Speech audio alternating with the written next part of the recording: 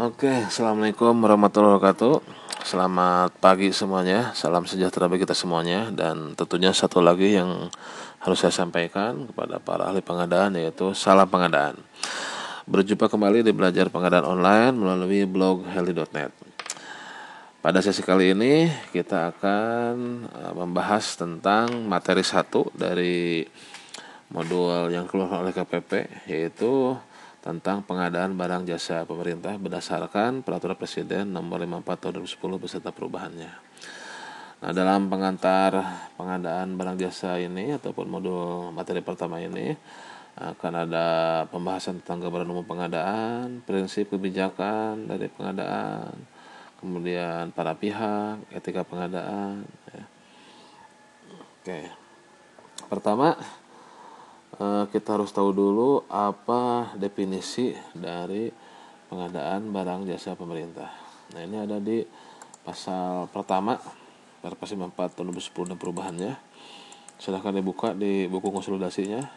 Kalau belum ada buku konsolidasinya, buku konsolidasi Perpresnya silahkan bisa di-download di blog heli.net. Di menu atas di menu atas blog ada buku konsolidasi, silahkan download. Nah, jadi pada pasal pertama huruf 1, angka 1 maaf. Jadi pengadaan barang jasa pemerintah adalah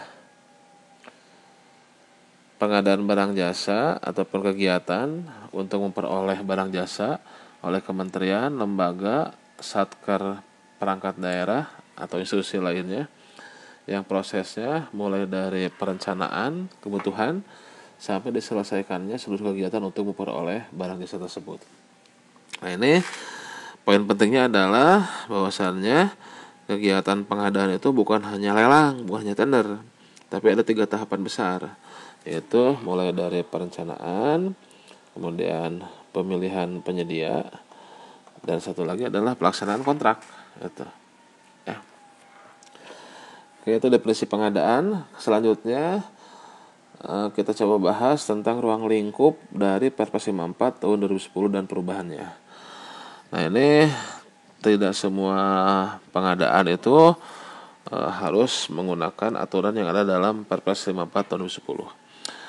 Pengadaan barang jasa apa saja yang diatur oleh Perpres 54 itu ada di pasal 2, yaitu tentang ruang lingkup pengadaan barang jasa pemerintah dalam Perpres 54 tahun 2010, yaitu meliputi pengadaan barang jasa yang dilaksanakan di lingkungan KLDI, ya, yang pembiayaannya baik sebagian atau seluruhnya itu dari APBN atau APBD. Jadi kata kuncinya adalah pengadaan barang jasa yang dilakukan di KLDI yang sumber dananya baik sebagian atau seluruhnya itu dari APBN atau dari APBD. Bagaimana kalau uangnya sumber dananya dari pinjaman hibah luar negeri atau pinjaman hibah dalam negeri? Itu juga termasuk dalam ruang lingkup Perpres 54 tahun 2010. Jadi kalau uangnya dari PHLN, PHDN itu juga masuk dalam ruang lingkup Perpres 54 tahun 2010. Kemudian bagaimana kalau pengadaan di badan usaha milik negara atau badan usaha milik daerah atau badan hukum milik daerah serta Bank Indonesia? Itu juga termasuk yang diatur dalam ruang lingkup Perpres 54 tahun 2010, ada di pasal 2, ya, yaitu pengadaan barang jasa untuk investasi. Jadi untuk investasi, ya, di lingkungan Bank Indonesia, badan hukum milik negara, badan usaha milik negara atau badan usaha milik daerah yang pembiayaannya sebagian atau seluruhnya dibebankan pada APBN APBD. Itu termasuk ruang lingkup Perpres 54 tahun 2010. Selanjutnya, setelah kita mengetahui ruang lingkup, hal mendasar yang harus diketahui adalah jenis barang jasa yang diatur dalam Perpres 54 tahun 2010 ini atau pengadaan barang jasa pemerintah. Ada 4 jenis barang jasa yang diatur dalam pengadaan barang jasa pemerintah, yaitu barang, pekerjaan konstruksi, jasa lainnya, dan jasa konsultasi. Ini ada di pasal 4. Nah, barang itu di penjelasannya itu meliputi seperti bahan baku, barang setengah jadi, barang jadi atau peralatan serta makhluk hidup. Intinya benda juga, ya, benda ini barangnya. Selanjutnya, kalau pekerjaan konstruksi adalah pekerjaan yang berhubungan dengan pelaksanaan konstruksi bangunan atau pembuatan wujud fisik lainnya.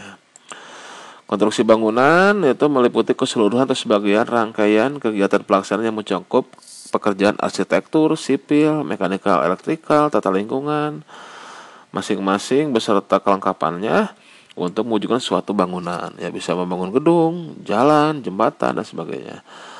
Nah, tapi ada juga konstruksi ini adalah pembuatan wujud fisik lainnya. Maksudnya apa? Nah, maksudnya pembuatan wujud fisik lainnya adalah meliputi keseluruhan atau sebagian rangkaian kegiatan pelaksanaan yang mencakup pekerjaan untuk mewujudkan selain bangunan, seperti konstruksi bangunan kapal, pesawat, kendaraan tempur, landscaping, penggalian, perakitan atau instalasi komponen fabrikasi, penghancuran, pembersihan, removal, reboisasi. Nah, itu pekerjaan konstruksi untuk wujud fisik lainnya. Kemudian lanjut ke jasa lainnya. Nah, kalau jasa lainnya ini kata kuncinya adalah keterampilan atau skillware. Nah, keterampilan, skillware apa yang masuk ke dalam pengertian jasa lainnya? Nah, ini dicontohkan di penjelasan pasal 4. Ada jasa boga, catering ya, jasa boga tuh, jadi makanan gitu. Kebersihan, jasa kebersihan, lain kebersihan, cleaning service, penyedia tenaga kerja, asuransi, iklan, travel, kemudian penjahit, jasa impor-impor, ekspor-impor, penyewaan, rental mobil, dan sebagainya. Kemudian ada jasa pekerjaan survei yang tidak membutuhkan penelaahan tenaga ahli. Kemudian terakhir adalah jasa konsultansi. Jasa konsultansi ini kata kuncinya adalah brainware atau olah pikir. Jadi yang membutuhkan tenaga ahli, membutuhkan olah pikir, ini masuk ke dalam jasa konsultansi. Apa saja termasuk jasa konsultasi? Mulai dari perencanaan, pengawasan, MK ya, manajemen konstruksi, kemudian kajian-kajian, dan termasuk juga pekerjaan survei yang membutuhkan telahan tenaga ahli. Ini catatan sedikit. Jadi pekerjaan survei bisa masuk ke jasa konsultan kalau dia surveinya membutuhkan telahan tenaga ahli. Atau juga bisa masuk ke dalam jasa lainnya kalau pekerjaan surveinya tidak membutuhkan telahan tenaga ahli.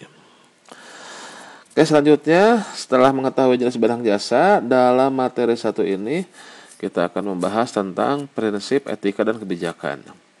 Nah, ini beberapa poin akan ada penjelasan terpisah ya, ada video serta penjelasan terpisah. Nah, prinsip pengadaan. Nah, ini juga ada, nanti silahkan Bapak Ibu bisa buka di blog ya, itu ada video tersendiri tentang prinsip pengadaan. Ada materi khusus tentang prinsip pengadaan. Intinya prinsip pengadaan itu ada 7 ya, bisa disingkat dengan EETTBAA. Efektif, efisien, terbuka, transparan, bersaing, adil, dan akuntabel. Ada di pasal 5 ini. Silahkan buka di blogheli.net, ada materi khusus tentang prinsip pengadaan.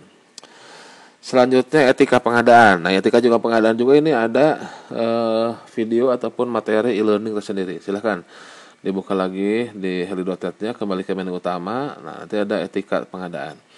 Isinya tentang bahwasannya para pihak yang berkecimpung dalam pengadaan harus menjunjung tinggi profesionalisme, kemandirian, jujur, tertib, tanggung jawab, tidak boleh menerima atau menawarkan menjanjikan seperti hadiah ya, tidak saling mempengaruhi, menerima dan bertanggung jawab terhadap hasil kesepakatan secara tertulis, menghindari konflik interest, mencegah pemborosan dari anggaran, menghindari penyalahgunaan wewenang. Nah, detailnya silahkan lihat di video e-learning tentang etika. Kemudian selanjutnya ada kebijakan pengadaan. Nah, kebijakan pengadaan ini ada di Perpres ini terkait tentang profesionalisme dalam pengadaan, seperti Bapak Ibu yang mau ikut ujian sertifikasi ya, itu termasuk untuk meningkat kebijakan pengadaan untuk meningkatkan profesionalisme Bapak Ibu yang akan berkecimpung dalam pengadaan. Menyederhanakan proses. Nah, ini dengan muncul cara pemilihan dengan seleksi sederhana, pemilihan langsung sederhana, kemudian pengadaan langsung, kemudian juga ada lelang cepat, e-katalog, lebih sederhana sekarang prosesnya. Kemudian kebijakan pengadaan barang jasa ini kita mengedepankan usaha kecil menengah yang nilainya tidak lebih sampai dengan 2,5 miliar. Nah ini kalau memang selama masih ada usaha kecil menengah yang masih mampu, maka usaha besar tidak boleh masuk ke dalam nilai paket di bawah atau sampai dengan 2,5 miliar. Kemudian mengedepankan produksi dalam negeri dengan persyaratan TKDN, dengan persyaratan adanya profesi harga, dan dengan apabila membuat spek itu ya kita cantumkan SNI. Kemudian kemandirian industri alutsista Almatsus dalam negeri. Nah ini bisa dilakukan dengan swakelola di Kemenhan atau TNI Polri. Kemudian pelestarian sumber daya alam, lingkungan hidup. Nah ini dengan mempersyaratkan misalkan apabila ada pengadaan kayu, jangan sampai kita menggunakan kayu hasil illegal logging, harus ada sertifikatnya. Kemudian barang elektronik itu yang low voltage, yang mendukung green procurement itu. Kemudian kebijakan lain adalah pengumuman secara terbuka, ini sudah lama dilakukan melalui IPROK ya, meningkatkan pajak ya, dengan persyaratan NPWP dan pajak tahunan, SPT tahunan, serta peranan usaha nasional, industri kreatif inovatif, budaya dan hasil penelitian yang dimasukkan dalam skema swakelola. Yaitu kebijakan pengadaan barang jasa pemerintah yang diatur dalam Perpres 54 2010. Etika tadi sudah. Nah, selanjutnya yang terakhir adalah para pihak. Mana para pihak nih? Para pihak.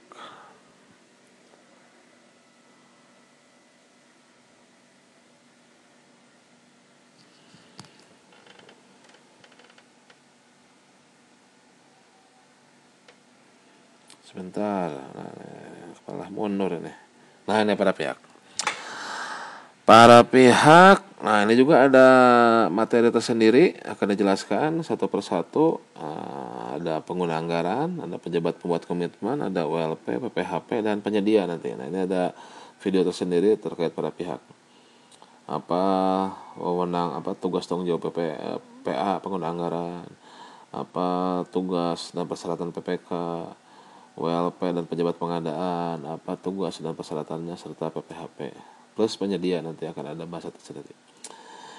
Itu demikian gambaran umum dari materi pertama ini tentang pengantar pengadaan barang jasa pemerintah. Silahkan dieksplor kembali pada blognya. Nah silahkan Bapak Ibu setelah materi video bisa dilihat, itu silahkan bisa mengerjakan soalnya. Ada latihan soal juga disediakan. Nah, kemudian juga bisa melihat mind mapnya, serta tolong dibaca-baca lagi perpresnya ya. Demikian, saya tutup dengan alhamdulillah. Mohon maaf atas segala kekurangannya. Terima kasih atas perhatiannya. Wassalamualaikum warahmatullahi wabarakatuh. Salam pengadaan.